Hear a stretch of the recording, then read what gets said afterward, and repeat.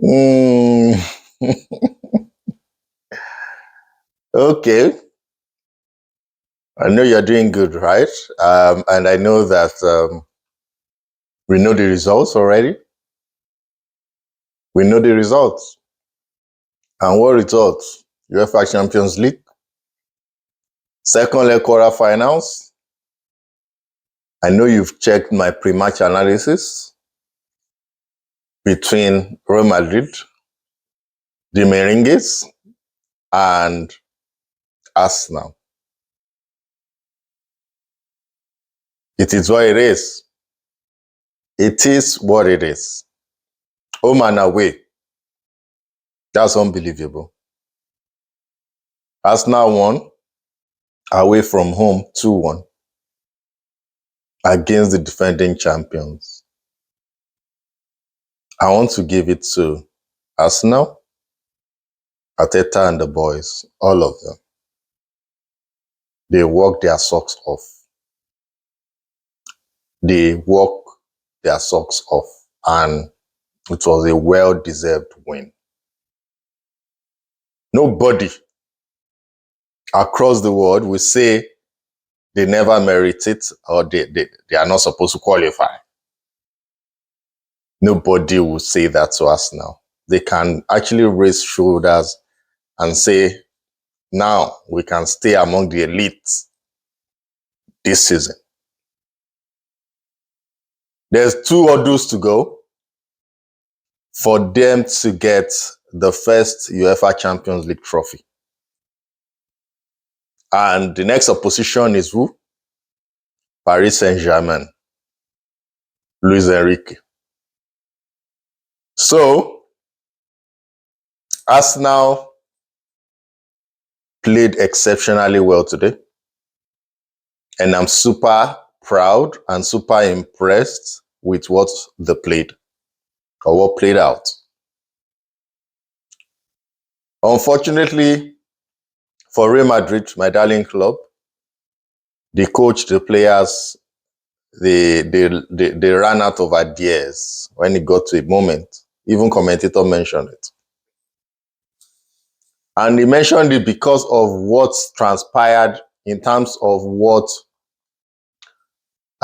Vini Jr. played, right? Vini Jr. was just all over the place. There's no coordination. Kylian Mbappe was injured. Before he was injured, they were just trying to capitalize on speed, crosses, counter-attacks. First of all, I predicted in the previous video that if Madrid scored within the first 25 minutes, then it's going to be game on. But the first 25 minutes, they considered a penalty because an answer player was actually pulled in the box, and Bukayo Saka played the penalty and tried to play the penanka. And Thibaut Courtois was able to push it, right? And that penalty was actually lost. The whole world was screaming that was the same way Saka lost the penalty at the Euros. But we didn't know that something is going to come back, that is going to redeem himself. After that penalty, Real Madrid were huffing and puffing. They were all over the place. The fans were actually supportive. The noise was actually ridiculous to threaten and to ensure, to make sure that they can intimidate the Arsenal lads. But the beast, the machine of Arsenal that I can single-handedly point out right now is who? Declan Rice. Declan Rice is my man of the match today. In fact, across the 2 legs. He was actually anticipating passes from Real Madrid players and intercepting the passes. He was driving the ball from the number 6 position to the front, even from number 4 position to the front.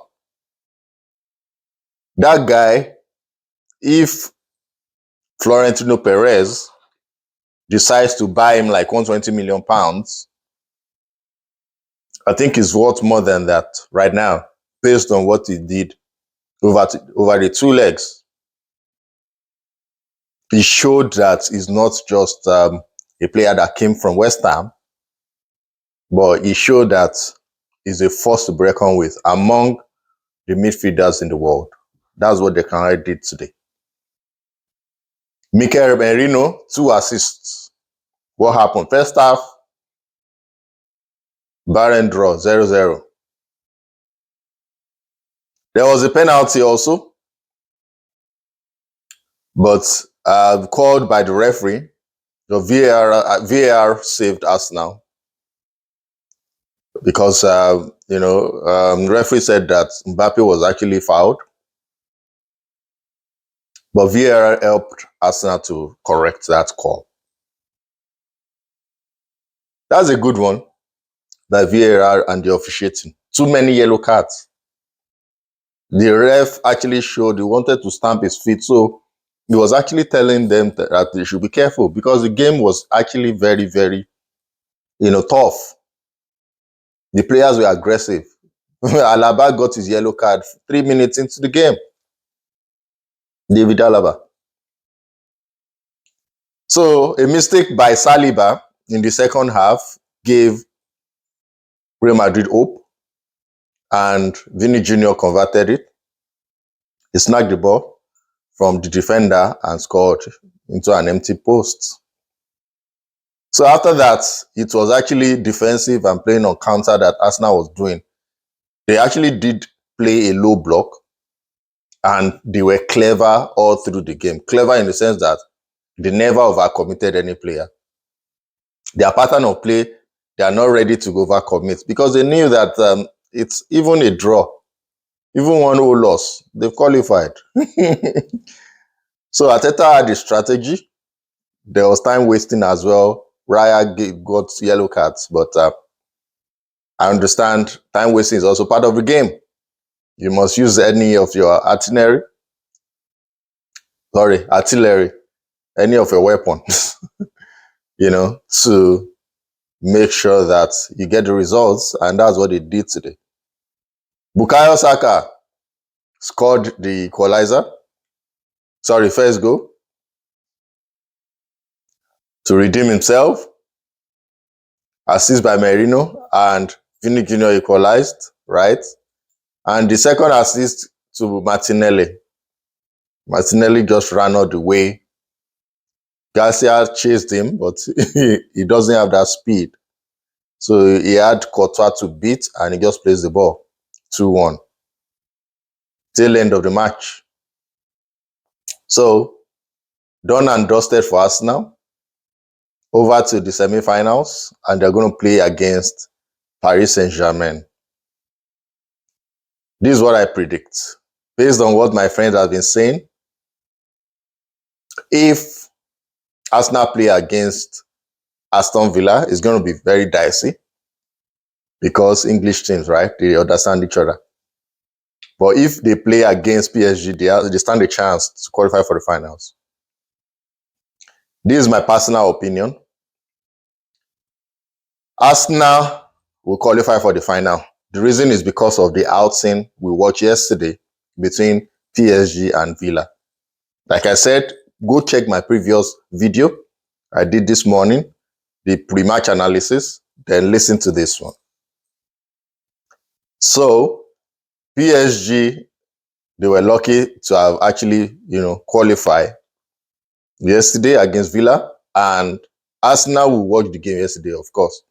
And I know Arsenal is going to prepare very well for PSG. So, what I foresee and what I will forecast is that, predict is that there will be a repeat of 2006 final between Arsenal and Barcelona. The other game tonight, Inter Milan, Bayern Munich, it was a 2-2 draw. Milan equalized, and They qualified. Hurricane and Vincent Company knocked out. So they're going to actually just take the Bundesliga trophy. So Barcelona is going to play Inter Milan, and I believe Barca as a flick is going to beat Inter Milan. But I want to say this to Arsenal fans across the world. You guys, over the 2 legs, you guys are actually, you've done well. You made England proud. You made English teams proud. So we have Spanish team, French league team, Italian team, and English team now. 4 leagues in the world for the semis. And I think it's going to be Spain versus England for the final, 2006. And 1 leg final, you know, it's going to be tough for Arsenal to win the final. That's what I predict. I don't even wish you to win it. I want Chelsea to be the only London club that have that Champions League trophy. For information, it's 2 trophies, 2021 and 2012. So that's what we always do or use as a bragging right, the pride of London. But Arsenal, Arteta, this what you just did tonight, I think is going to actually give you extra 2 years on your contract. That means you are not going anywhere. Like I said in also my previous videos, what you need in this summer is a super striker like Victor Osimhen or Gyökeres, Victor Gyökeres. If you have any of these 2 strikers, then get maybe a winger that will also try to, you know, displace Trossard or displace Martinelli, right? Kiwior did very excellently well today, even the first leg. So Kiwior, Lewis Kelly, 18-year-old. Commentator even mentioned, is he 18-year-old? What about Thomas Partey? What about Julian Timber? Timber marked out Vinny Jr.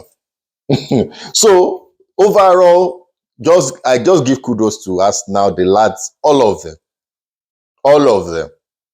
Do you want to talk Merino 2 assists, Declan Rice, a force to break on with, Thomas Partey? Who can I omit there? All of them, they did excellently well, and I'm proud of them. I'm not an Arsenal fan, but like I said, they represent England, and I'm very objective. When I see good things, good play, let the best team win.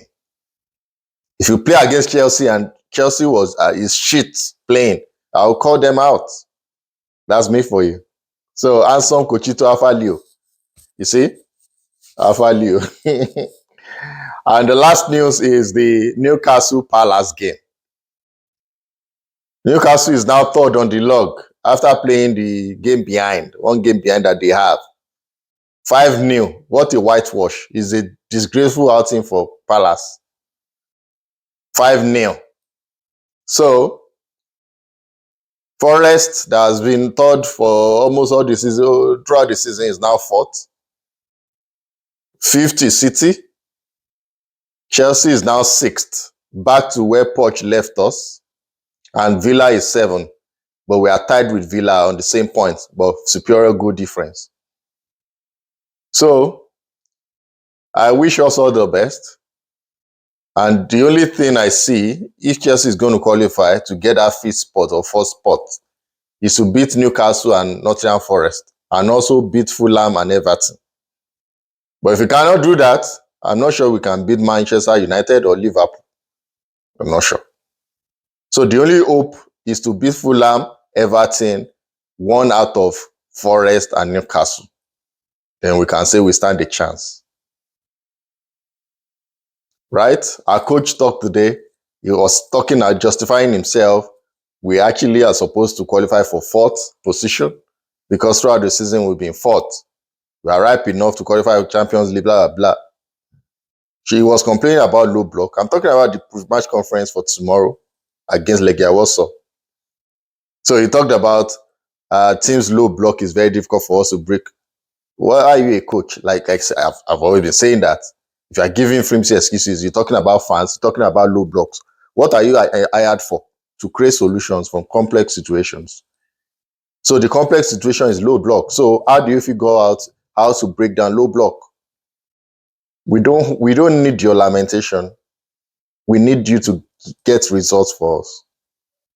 So you need to start doing that and stop giving us excuses.